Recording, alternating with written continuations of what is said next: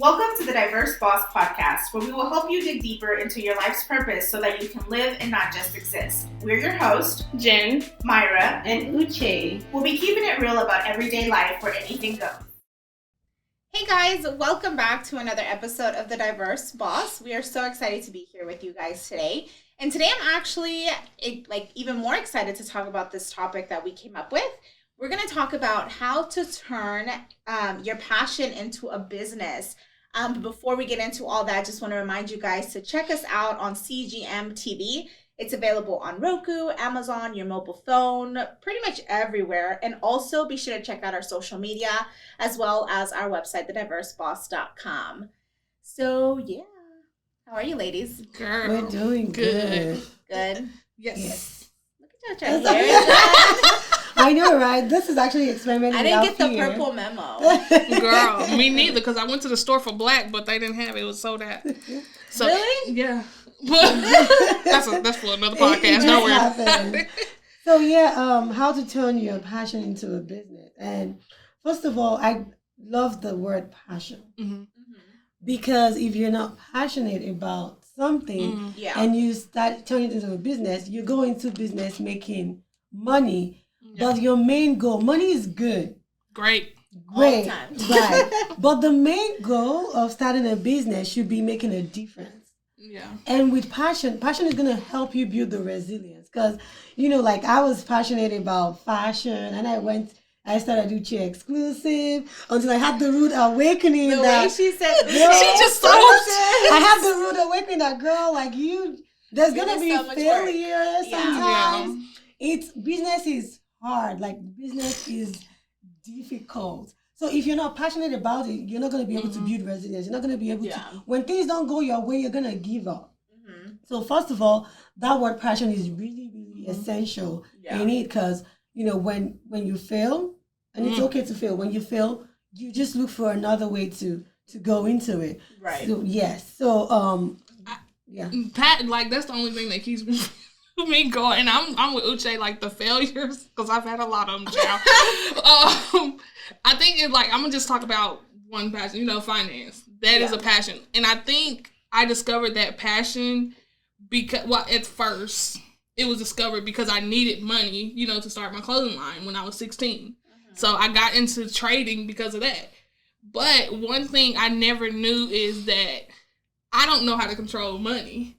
I can make. Don't say. Ooh, the shade is over here, child. But no, it was something that taught me how to control money. It was something that I struggled with. So I turned something that would be like a hindrance in life, overcame it. It became a passion, and I turned it into a business. Yeah. So I think you have to. Some things may not be oh, I just love this. Some things could be I'm horrible at it. Mm-hmm. Let me overcome it. Right. And I'll make it a passion. Yeah.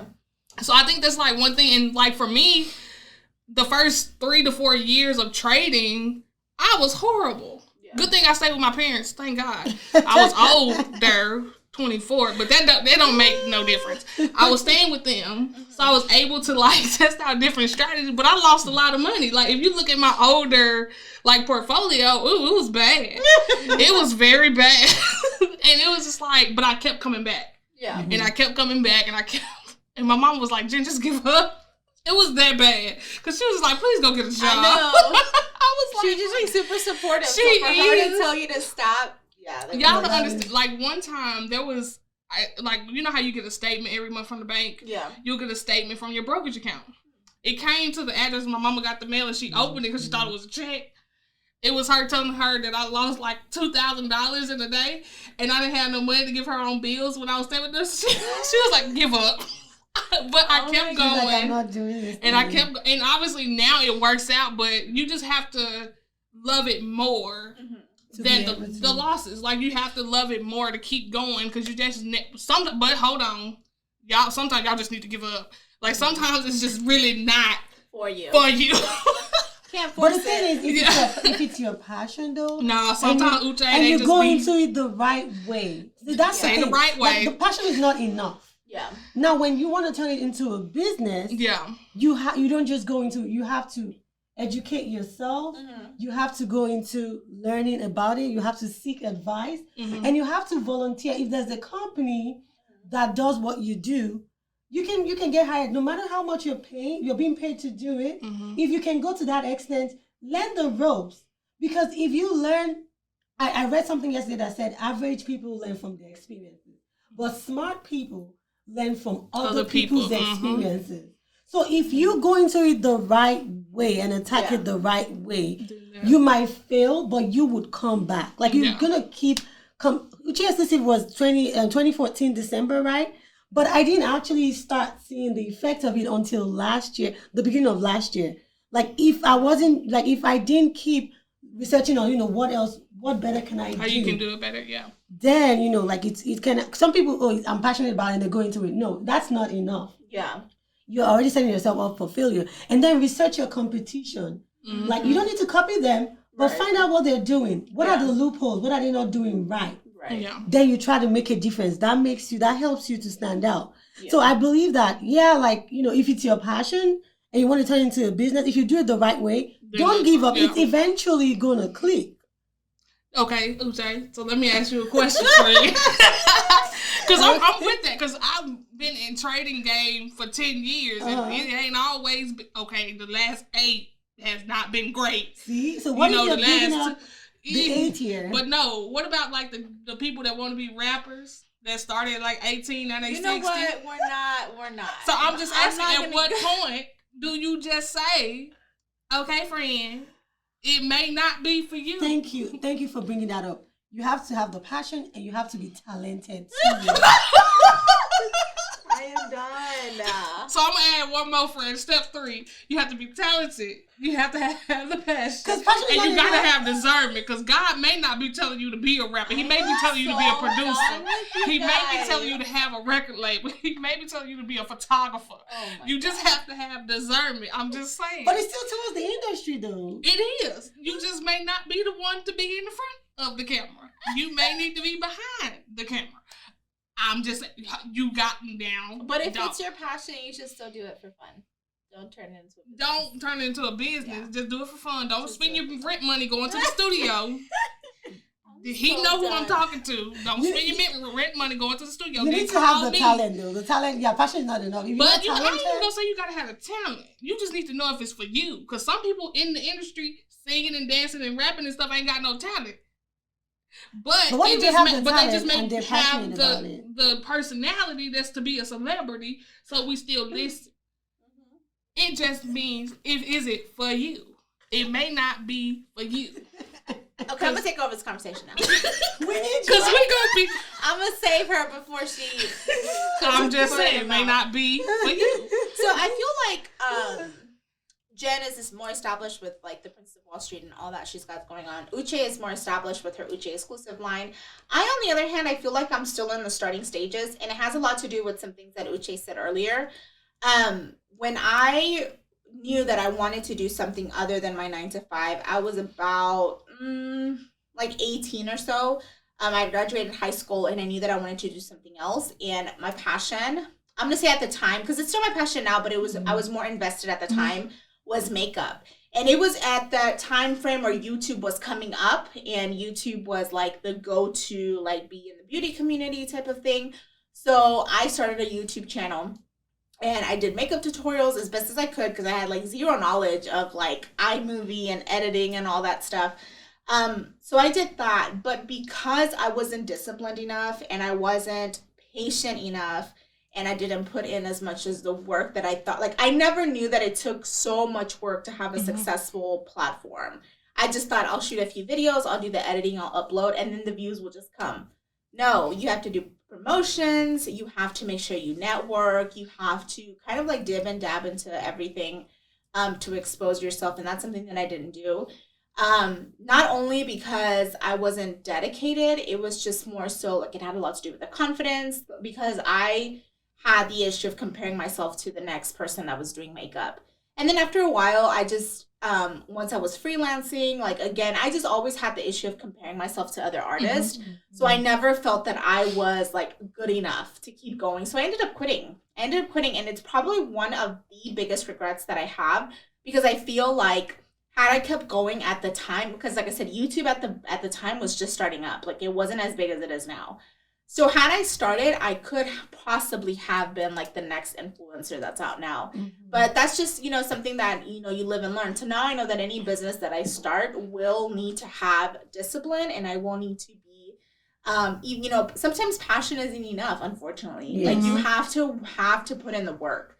So now that I started dailydoseonline.com, which is my blog, I'm not monetizing it yet. Like I'm not doing anything. That is just kind of like my outlet to write, because I found that I love writing, and it's something that I am passionate about. I'm passionate about writing. If something's in my heart, if something I feel it in my spirit that it's like stirring and I need to you know, release it, I write. So I have like a lot.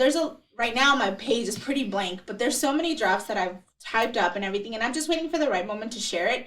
Because again, it's something that I feel led to do sometimes, to just write it down, but not really release it yet. So if you go on my website now, you'll see that it's kind of, you know, just a couple of blog posts here and there, because it's still in the starting stages. But now that I'm like learning so much from Uche and I'm learning so much from Jen, like now I know that eventually my blog can take off, and it can be, you know, I can then lead courses as to how to write a blog post. Who knows? Or, you know, how to promote it once I get there. Like, of course, I will share my knowledge with you guys. And another thing that I've kind of been dipping and dabbing into is the resale business. I actually just started my Poshmark boutique with reselling a lot of the clothes that I had. Clothes that were just sitting in my closet, that it's one of those things like, maybe I'll wear it. If I lose 20 pounds, it'll fit again. So I just went and I'm like, well, I'm going to start the resale business, because if you're good at it, it's a lot of money in it. Like I spent like an hour on Poshmark the other day, and I was just scrolling, like looking at the competition, because you always want to look at your competition. And I was looking to see what other people were pricing their pieces at, just so I can make sure that I'm like on average. I don't want to be too expensive, but I also don't want to make the money that my clothes is worth. So I did the research. So I'm just kind of like, you know, I'm at the beginning, not just with my resale shop, with my blog, but just in general. Like I feel like I'm just starting up. And I'm starting to find my passion. So what I've learned the most is that even though these ladies that I'm surrounded with are established, it's okay for you to just be starting now. Because I felt like for the longest time, I had a time frame on my life that once I hit 30, I was going to be a homeowner. I was going to have a business. I was going to like be someone important in like corporate America, like all of these things. And I've reached like 2. And that's okay. I've come to the understanding that it's okay, because it's what's working for me now. So I'm just, you know, like I said, I'm starting up everything now, and I'm so excited that I have these ladies to lead me, because anytime I have a question, like the other day I was on the phone with Jen. I was like, can you please help me with this coding? I'm trying to link up my website to my Poshmark. Please help me. And we were there for a minute, like trying to figure it out. We finally figured out. It turns out my website was not formatted to accept the code. So I'm working on that now, so that eventually it will link together. But get you some good friends, y'all. Get you some good, knowledgeable friends that will help you. So I want to speak on what Mayra was saying, like just the beginning. And I don't want people, like Uche started in 2014, and I have been trading since I was 16. But here's the thing. I didn't start an official business, like on the books, like business that was successful until last year. Like, it's just, you see, like everything you've done, if we go back through your MySpace and your Instagrams, and you built yourself up to where you are now. Like, people think because we're super busy, you're in motion. And I hate like the overnight success thing, because it's not that. Like, some girl is like, oh my God, like taking on Facebook, like, oh my God, you just got the car this month. Do you know how much money I lost? Do you know how much money I spent on this? Do you know how many times my mama called me and cussed me out because I couldn't pay my own rent? But now I'm successful in the last year. So people don't see the Mayra that was in makeup. They don't see the Mayra that started this blog, that started that YouTube channel years ago. They will see only the Mayra that is successful on Poshmark. The Mayra that is a successful writer. Like, they only see that part, but we have to complete the story. So I don't want people to think like, oh, they just did this. It's not. It's tough, y'all. It is hard. It may look like we have it all together. We don't, y'all. At all. Like, every time we get together, I feel like I cry out of frustration every single time I have like a breakdown.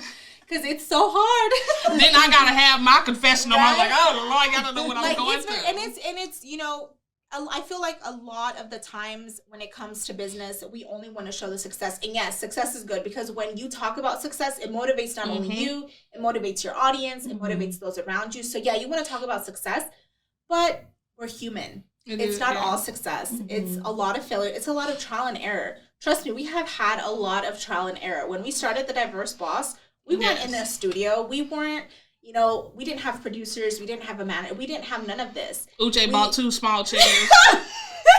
Let's not talk about it. And it was bad. It was really bad. It was bad. But we had this desire. We had a desire that we wanted to get together and share, you know, whatever it is that we felt that day. We wanted to share with you guys and build that platform. Right. So that passion is now slowly turning into a business for us. Right. So it's really about you finding what your passion is. First of all, we have to start there. Like you have to really dig deep and find out what you're passionate about, and whatever it is, as long as it makes you happy, you should go for it. Don't do it for your neighbor. Don't do it because the other person is doing it. And don't stop yourself from doing it because you feel the community is very competitive. Like for me, I don't know that I will ever get back into the beauty community. I pray she do. But I don't. He ain't answering right yet. I don't know that I'll ever get back into the makeup community because I've always said that the beauty community that is now rather than what it is when I started is so different. And I don't know if I want to be a part of that. But that's on me because I am still battling with the comparison. And I'll call it comparison syndrome. Because I'm always comparing myself to the next person instead of looking at myself in the mirror and realizing what I have to bring to the table. Hell, sometimes I am the table. Okay? That is it. That's true. Kim said she bought the table. I would like to say, talk about when you talk competition. Yeah. Because sometimes we misunderstand competition. But before I go into that though, I just wanted to say something. Your blog, what I really like about your blog is you come out raw. Like, it's very raw. That's what you meant, raw. Like raw. Raw. Okay, we're not going to go into the funny. I'm just saying because it sounds like you said raw. But I just want them to know what you said because they're not going to make fun of my friend. I'm used to it. So, like, it's very, it's highly relatable. Real. She's very... Okay. It's highly relatable. It's very real. You know, a lot of people write things on the blog and it's all about, you know, the good side of it. But Mayra you go into the process of what you're going through and people see that like, oh, it's okay to go through this. Yeah. Like, it kind of helps a lot of people. I love that about your blog and I would like you to maintain. And that's why I started a Daily Dose Online because I feel like when I look out, there are very minimal influencers out there that are real with their audience. I feel like they only share the paid advertisements. They only share like the good aspects of their life. But that's not reality all the time. At all. Like, it's not real. And I think that we need to stop as a society, like, giving people this false, like, you know, like, just keep it 100 with everyone all the time. Like, that's all it is. And, you know, I like that, like, the 100 part is because when you keep it 100, like, me confessing, like, oh, I wasn't always good with money. There's nothing you can throw in my face. No. Like, you can look at my history, they be like, oh, we seen G and old bank account. I told y'all I was bad with money. What y'all go, like, once you put it out there, like Kevin Hart says, I make fun of myself before you can make fun of me. Mayra is telling y'all her story. There is nothing you can come at Mayra and say, she already told you. Right, so there's true. Like, I like that. Like, once you real about it, like, people get hurt when they keep secrets. Yes. There's no and secret. It's not just, and I've learned to be like that in my life, like, not just on my blog. Like, that's just who I am as a person. And these ladies can tell you, like, if there's, not to, like, make it a negative, but if there's an issue and I have an issue with you, I'm going to tell you that we have an issue and we're going to fix it. Yeah. Or if there's no need to fix it, then we're just going to keep it moving. Like, I feel like that's what makes me relatable to other people because it's almost like it's so rare nowadays, and I'm hopeful that that'll change and it'll be more common to be like that. But it's almost like I have to give people tough love. You know, like I have to, because I love you, I'm going to tell you what you need to hear. Like, it's just, they'll be back. So I would like to go back to the competition thing. So it's okay to research your competitors. It's okay to look at what people in your industry are doing. Yeah. It helps you to know how to navigate the industry. However, though, you need to know at the end of the day, you are your competition. Like, are you better today than what you were yesterday? If you're the same, then there's a problem. But then if you try to, like you said, we're always in motion. If you try to move forward and do better than you did yesterday, do not, like, block out the negative noise. And, just continue to follow. That's why you shouldn't listen to anyone. Because it's your passion. You're the driver. The passenger will not see as good as you, the driver, can see it. So just, know that you know best about your passion more than anyone else. So, just keep moving and know that you are your best competition and no one else. Because if you start looking at other people, it's not a healthy competition anymore. You're going to end up frustrated if you... It's a comparison. Exactly, yeah. I think, like, for me, I think I can create a business out of anything. Because, like, my mind is just always... You're wired that way. It's just always going... Now, I'm not saying the business is going to be successful. I'm just saying I can create one. But, like, listening to Mayra... And let me tell you about Mayra, y'all. Like, top secret. Like, if you get a good message from Jen, it probably was written by Mayra. I'm just saying. But it's like, for Mayra, she likes to write. One great business for Mayra will be a ghostwriter. That is a multi-million-dollar business. That makes sense. I'm going to come up with something, child. and that's like, true. Jen is the business partner. Like, people come up with, like, writing all the time. Like, if Uche has a speech, she could pay Mayra to write. Like, and Mayra is like a wordsmith. Like, when I say, like, if Mayra could have been a rapper, I'm just saying. She would have been a good one. She would have been, like, poetic. She would have made it, not y'all. But anyway, I'm just saying, like, that's, your passion is writing. Start a ghostwriting business. Like, write speeches, write blog posts for other people, write their Instagram cap. Like, that's a whole bit. I've seen people because I bought them before. But I'm just saying, it's a business.